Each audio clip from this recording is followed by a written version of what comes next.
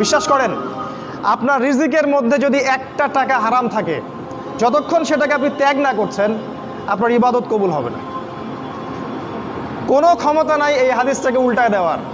আল্লাহ পাক বলেছেন, ইন্নাল্লাহ তয়্যিব লা ইকবালু ইল্লা তয়্যিব। আল্লাহ পাক পবিত্র, তিনি পবিত্র রিজিক ছাড়া কবুল করেন না। তিনজন ব্যক্তির দোয়া কবুল হয়, নবীজি বলেছেন। দোয়া ফেরত দেয়াই হয় না, দোয়া করলেই কবুল। একজন হচ্ছে বাবা যখন সন্তানের জন্য দোয়া করে। 2 নাম্বার, যখন কোনো মুসাফির মানে সফর করছে যারা আল্লাহর পথে বা মুসাফির, তারা যখন আল্লাহর কাছে দোয়া করে, দোয়া কবুল হয়ে যায়।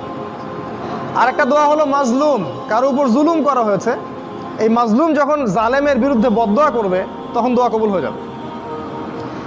এই মুসাফিরের দোয়া কবুল হয়। একজন মুসাফির হাত তুলে আল্লাহকে বলছিল, আল্লাহ আমাকে এইটা দাও, আল্লাহ আমাকে ওইটা দাও।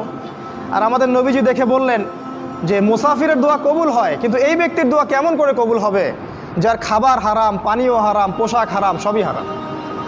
মানে রিজিক হালাল না হওয়া পর্যন্ত ইবাদত কবুল হবে না। তাই যাবতীয় সুদ, যাবতীয় ঘুষ, এই যে হারাম রিজিক, হারাম পণ্যের ব্যবসা, এগুলো থেকে তওবা না করা পর্যন্ত ইবাদত তো কবুল হবেই না, আপনি ইবাদতের স্বাদ পাবেন না। এই যে নামাজ পড়েন, রোজা রাখেন, অনেক কিছু করেন, হজ করেন, স্বাদ পান না, আত্মতৃপ্তি পান না, এর কারণ হারাম রিজিক। আর নবীজি বলেছেন, শেষ জামানার অন্যতম নিদর্শন হচ্ছে মানুষ হালাল হারামের কোনো পরোয়া করবে না, যেভাবে পারে সেভাবে টাকা উপার্জন করবে।